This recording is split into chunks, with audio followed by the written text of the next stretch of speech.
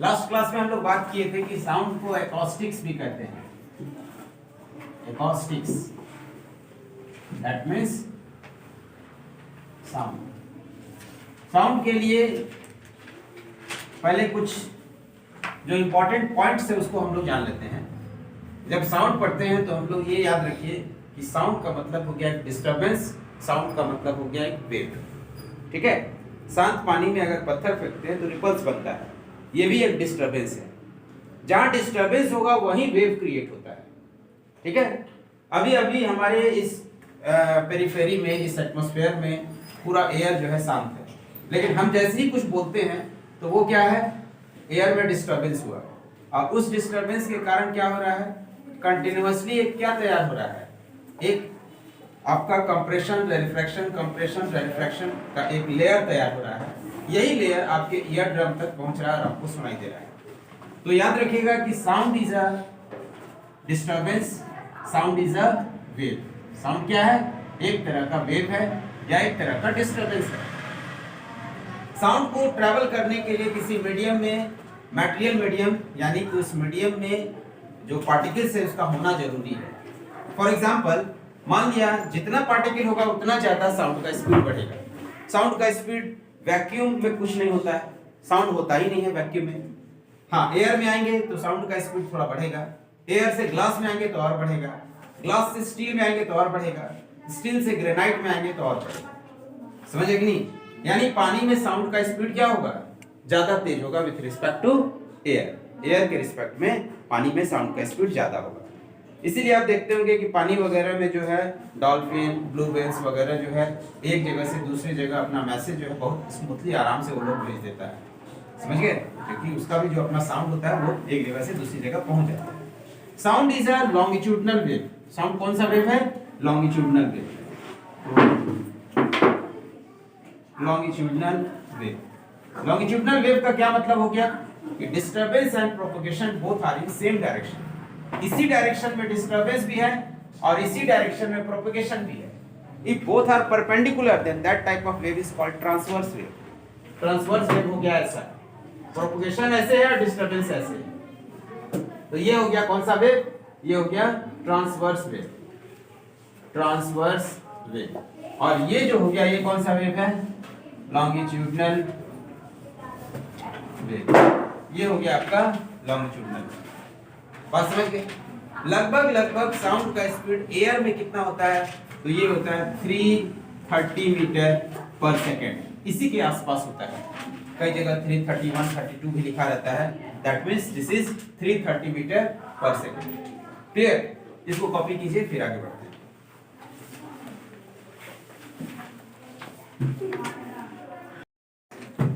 अब यहाँ पर लाइट और साउंड के रिस्पेक्ट में दो मेजर डिफरेंस है, उसको याद रख लीजिए। ऐसे तो डिफरेंस कई है, लाइट और ये क्या है हमारा साउंड। तो दोनों में डिफरेंस देख लीजिए क्या है।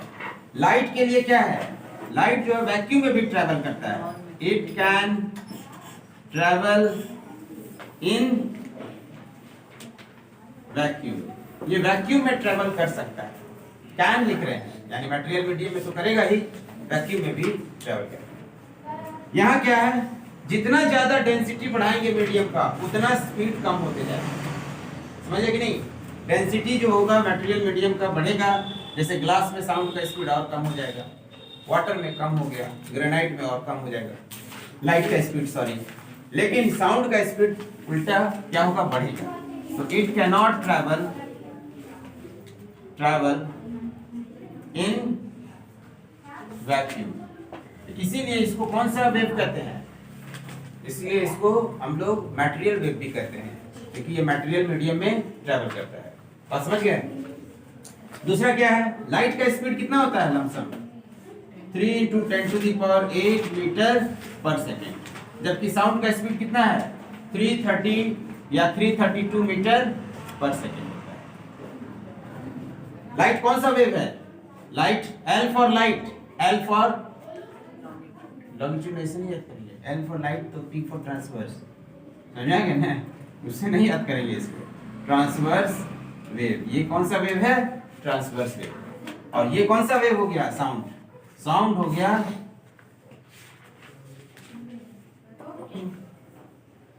लॉन्गिट्यूडनल। बात समझ आ गया? तो ये हो गया आपका लॉन्गिट्यूडनल वेव। ठीक है, ये लिख लीजिए 3 डिफरेंस, फिर आगे बढ़ते हैं। साउंड क्या है? एक वेव है। यहाँ हम देख रहे हैं कि साउंड यानी एक वेव, और वेव को कौन से मैथमेटिकल फंक्शन से रिप्रेजेंट कर सकते हैं? The best function is sine और कॉस।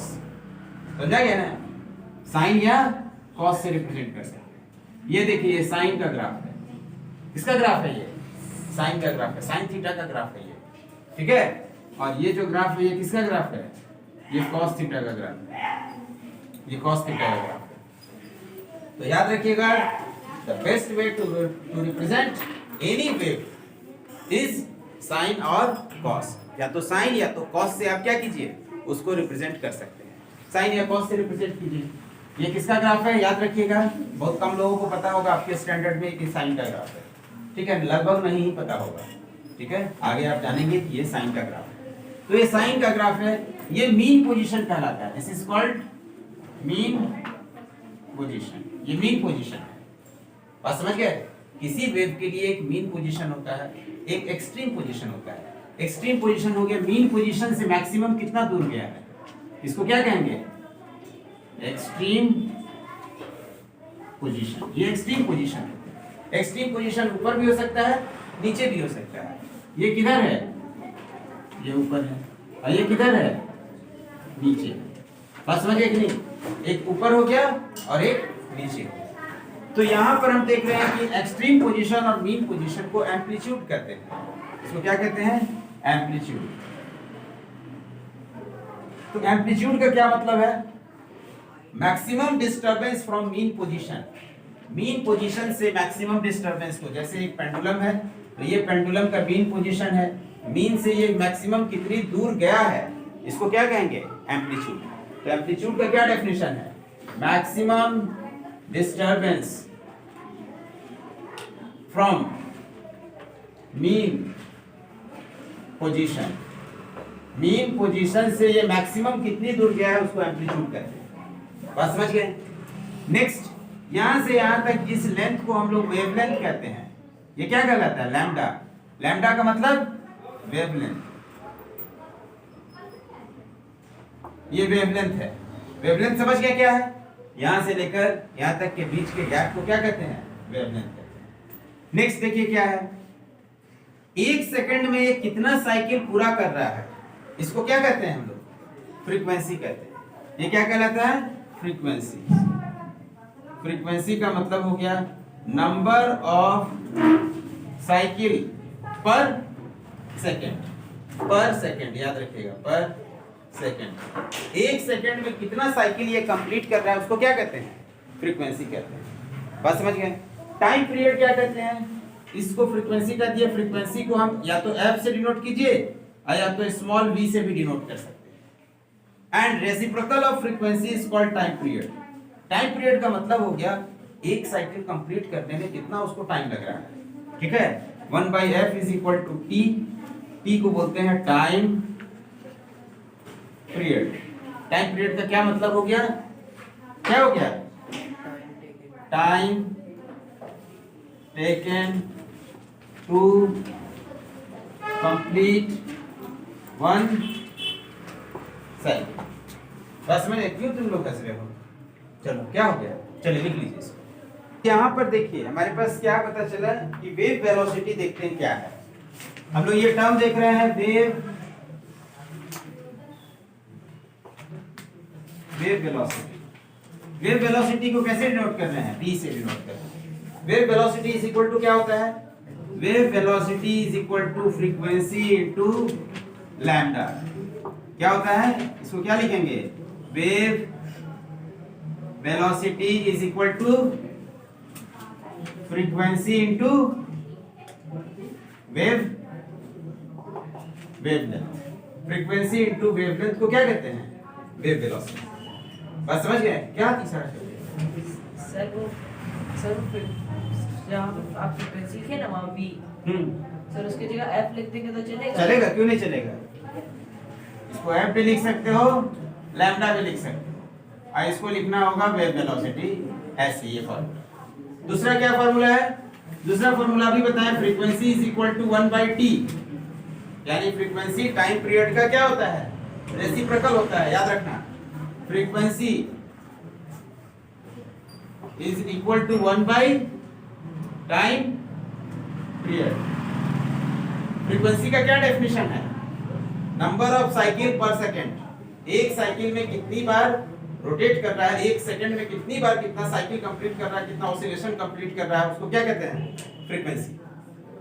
टाइम पीरियड किसको बोलते हैं, time taken to complete one cycle. एक साइकिल को कंप्लीट करने में जितना टाइम लगेगा वो क्या कहलाएगा, टाइम पीरियड कहलाएगा। एम्पलीट्यूड क्या कहलाएगा बताइए, एम्पलीट्यूड अभी बताएं, एम्पलीट्यूड बताएं maximum disturbance, not height. Left right भी हो सकता है, लेफ्ट राइट हाइट नहीं बोलेंगे, maximum disturbance from mean position. बस समझ गए ना, मीन पोजीशन से। मान लिया ये पेंडुलम है, तो ये पेंडुलम का मीन पोजीशन है, और इससे मान लिया मैक्सिमम इतनी दूर तक गया है, पेंडुलम हो सकता है, स्विंग हो सकता है, कुछ भी है, तो ये डिस्टेंस जो है यही क्या है, एम्पलीट्यूड। तो एम्पलीट्यूड का क्या डेफिनेशन से हम समझे कि it is maximum disturbance from mean position. Mean position से मैक्सिमम कितनी दूर ये गया है, इसी को क्या कहते हैं, एम्पलीट्यूड कहते हैं। बस समझ आ गया ना। अब छोटा छोटा क्वेश्चन इससे रिलेटेड आप बना सकते हैं, जैसे क्वेश्चन कुछ दिया हुआ है तो उसको बनाइए, कोशिश कीजिए। साउंड के बारे में हम लोगों को थोड़ा सा कुछ और भी जानना है। जैसे हम कुछ साउंड को आप लोग जो सुन सकते हैं वो क्या है, हम लोग कितने हर्ट्ज के साउंड को सुन सकते हैं, 20 हर्ट्ज से लेकर 20,000 हर्ट्ज तक के साउंड को हम सुन सकते हैं। इसको ऑडिएबल रेंज कहते हैं। ये साउंड क्या कहलाता है, ऑडिएबल रेंज। समझा गया ना, ये ऑडिएबल रेंज है, इतने ही साउंड को आप सुन सकते हैं, फ्रीक्वेंसी को। समझ गए, इतना फ्रीक्वेंसी का कहने का मतलब है कि आप अपने कान के पास इसको घुमाइए, घुमा, सुनाई दे रहा है, नहीं सर, तेज करो, और तेज करो, और तेज घुमाओ, कान पे मत मार लेना फिर तो ठंड में 2-3 दिन तक सुनाई देगा। कितना सुनेंगे, और तेज करो, देखो तेज करोगे तो सुनाई दे रहा है हल्का हल्का, तो यानी 21 सेकंड में 20 बार से कम घुमाओगे तो नहीं पता चलेगा, नहीं पता चलेगा। बात समझ आ गया ना, हाँ चोट लगेगा तो नहीं पता चलेगा, ऐसे नहीं पता चलेगा। तो सोचो, तो तुम्हारे आसपास मच्छर मक्खी जो अपना साउंड प्रोड्यूस कर रहा है उसका फ्रीक्वेंसी कितना है, 20 हर्ट्ज से ज्यादा है कि नहीं। वो एक सेकंड में 20 टाइम से ज्यादा क्या कर रहा है, अपने विंग्स को अप डाउन कर रहा है, ठीक है। तो सोचिए कि इसी रेंज को हम 20,000 से भी ज्यादा हो जाए तो भी नहीं सुनाई देगा, समझिए ना। 20 हर्ट्ज से कम है तो वो क्या कहलाएगा, इंफ्रासाउंड, इंफ्रासोनिक कहलाएगा।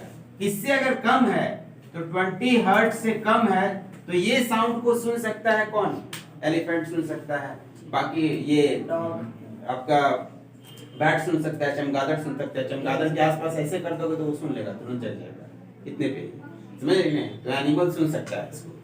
इसलिए आप देखिए कि वो लोग जो है अर्थक्वेक आने से पहले, वोल्केनो आने से पहले वो लोग को प्रेडिक्शन हो जाता है, वो लोग समझ जाता है कि क्या आने वाला है।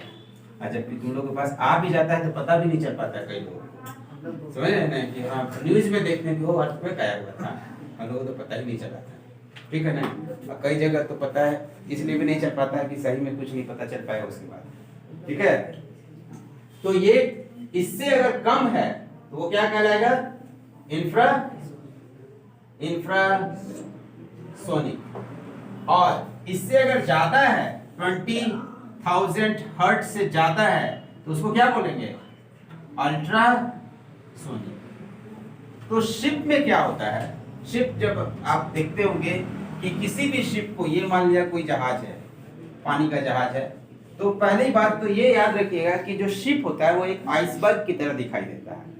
समझे, आइसबर्ग समझते हैं, आइसबर्ग होता है कि ये मान लिया समुद्र है और आपको थोड़ा सा चट्टान ऐसे दिखाई देगा, बाकी तो उसका विशाल पोर्शन ऐसे रहेगा, समझे ना।